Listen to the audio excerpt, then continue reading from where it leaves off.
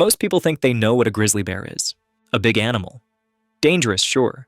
Something you'd see in a nature documentary, standing in a river, catching salmon with its paws. Impressive. Majestic, even. That image is wrong. Not just incomplete, wrong. Because the animal you picture when you hear grizzly bear is a carefully curated version of one of the most destructive biological machines ever to walk North America. Here's what they don't tell you. A grizzly bear can run 35 miles per hour. Usain Bolt, the fastest human ever recorded, tops out at 27. A grizzly doesn't sprint in a straight line. It closes corners. It anticipates. And it can sustain that speed across terrain that would exhaust a human in seconds. You are not outrunning it. Not even close. The claws on its front paws average 4 inches long. Not for climbing, for digging. Through frozen earth, through packed soil, through bone. A single swipe carries force that few living things can absorb. And it doesn't stop when you play dead. That's the myth that gets people killed. Before we go further, 3 facts that will completely reframe everything you thought you knew. 1. Grizzly bears have a memory that rivals primates. They remember individual humans. They remember locations of food sources from years prior. They remember where they were threatened, and by whom. A bear that had a negative encounter with a human in 2019 will avoid that area, and potentially that type of human for years afterward. This is not instinct. This is cognition. 2. A grizzly's bite force is among the highest of any land predator on Earth, estimated in studies at over 900 pounds per square inch, with some specimens significantly higher. For comparison, a lion measures around 650. The grizzly uses that force not just to kill, but to consume. Bones, skull, everything. 3. Grizzly bears are not territorial in the way most people assume. They don't defend a fixed patch of land. They defend a zone of comfort, a shifting, invisible boundary around themselves and their cubs. And that zone expands or contracts based on mood, season, and prior experience. You can hike the same trail 50 times and encounter a grizzly with no incident. On the 51st, the zone expands, and you won't know until it's already too late. Let's talk about what you're actually dealing with when you're standing in front of one. An adult male grizzly in peak condition weighs between 400 and 790 pounds. Some coastal bears, feeding on salmon runs, push past 1,000 pounds going into hibernation. For context, a professional linebacker weighs around 240. A grizzly bear is 3 to 4 of those, stacked into a frame that moves with terrifying fluidity. The hump on its back, that distinctive ridge, is pure muscle. It powers the forelimbs. It's what makes digging fast, swiping powerful, and charging possible. That hump is the engine. Beneath its skin, there is a layer of fat and connective tissue, dense enough that standard firearms often fail to stop one. In documented encounters, bears have been shot multiple times and continued attacking. Law enforcement officials in bear country are trained specifically on shot placement, not because the bear is hard to hit, but because hitting it in the wrong place does nothing. Their sense of smell is extraordinary.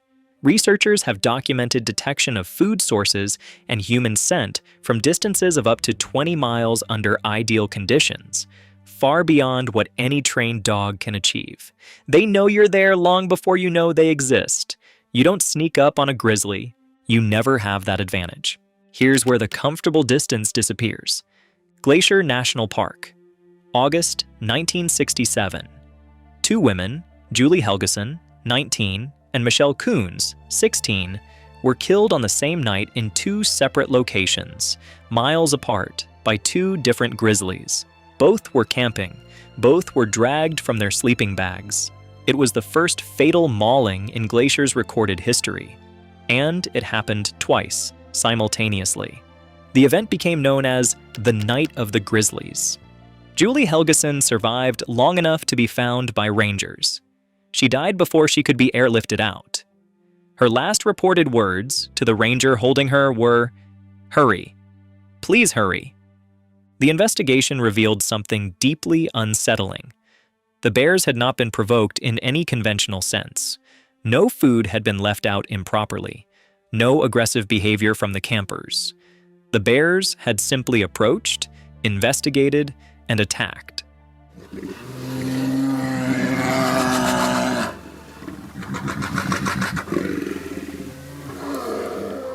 The official explanation cited habituation, bears that had lost their fear of humans near campsites.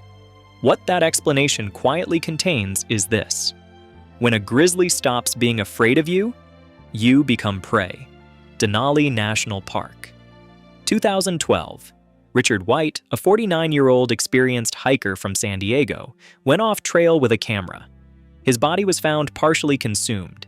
His camera was recovered, and the images on it showed him photographing a grizzly from close range. Likely unaware the bear was fully aware of him. The last photographs were taken approximately 30 seconds before the attack. He had no time to deploy bear spray. He had no time to do anything. His death is not a story about an unprepared hiker making a careless mistake. Richard White was experienced. He knew the terrain. He was simply in the bear's world, on the bear's terms. And the bear decided he shouldn't be there. British Columbia. 2000. A group of hikers encountered a sow, a female, with cubs. They did what you're supposed to do. Stopped moving, made themselves large, spoke calmly. The bear attacked anyway. One hiker sustained severe injuries including a fractured skull, a torn scalp, and damage to his arm that required reconstructive surgery. He survived. He later described the attack as beginning with no warning vocalization whatsoever. No bluff charge, no huff. It went from stillness to contact. In under a second. That's the part no training prepares you for, the silence before it. There are two conditions under which a grizzly becomes categorically more dangerous than it already is. The first is cubs. A mother grizzly with cubs operates under a threat assessment that is almost entirely offense-oriented. Her default response to perceived danger is not retreat, it's neutralization.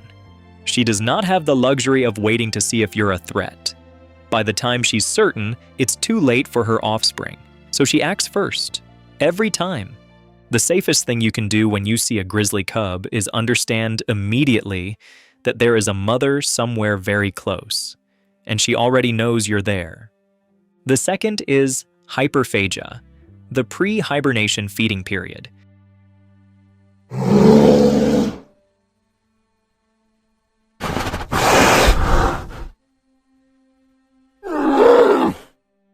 In late summer and fall, a grizzly needs to consume approximately 20,000 calories per day to prepare for winter. That's roughly 33 pounds of food every single day for weeks. During this period, a grizzly's aggression spikes. Its tolerance for disturbance drops to near zero. It is not interested in anything except consuming as much as possible. And if you are between a grizzly and its food source during hyperphagia, the calculation it runs is very simple. Bear spray works, that's important to say. When deployed correctly, at close range, in a wide pattern, bear spray has a documented success rate above 90% in deterring attacks. It is the single most effective tool a person can carry in grizzly territory. Firearms are more complicated. They work when the shot placement is correct, the firearm is large enough, and the shooter is calm enough to aim under extreme stress, while a 600-pound animal is closing at 35 miles per hour. Most people are not. Studies comparing bear spray to firearms in actual attack situations found bear spray to be more reliably effective, precisely because it requires less precision under panic. But here's the thing no one wants to say plainly. Even bear spray has a failure window. You need to deploy it at the right moment, not too early, not too late. You need the wind on your side. You need the bear to be within range. And you need, in the seconds between seeing the charge begin and the bear reaching you, to override every instinct your nervous system is screaming at you. Playing dead, lying flat on your stomach, hands protecting your neck, legs spread to make rolling you over harder, works for defensive attacks. A bear that charges because you surprised it or because you got too close to cubs will often disengage once the threat is neutralized. But for predatory attacks, when a bear approaches quietly, stalks, investigates, Playing dead is the wrong call.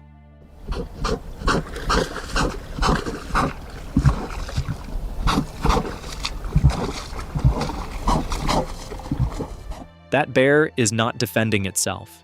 It is hunting. And if you play dead in front of a bear that is hunting you, you make its job easier. The terrifying part is knowing, in the moment, which one it is. The official statistics on grizzly attacks are often cited as evidence that they're rare, and in absolute terms, they are. There are roughly 55,000 grizzly bears left in North America. Fatal attacks average about 2 per year in the United States and Canada combined. Small number. Manageable risk. What those statistics don't account for is the survival rate of the attacks that are reported. Many maulings result in injuries so severe, degloving, skull fractures, loss of limbs, that the victims carry the encounter for the rest of their lives. The injuries are not neat. They are not cinematic. They are catastrophic in ways that take years of surgery and rehabilitation to partially undo. And those are the survivors. What the statistics also don't account for is underreporting. Remote areas, solo hikers, people who don't make it back to file a report. The number is not the point. The point is what the encounter actually costs.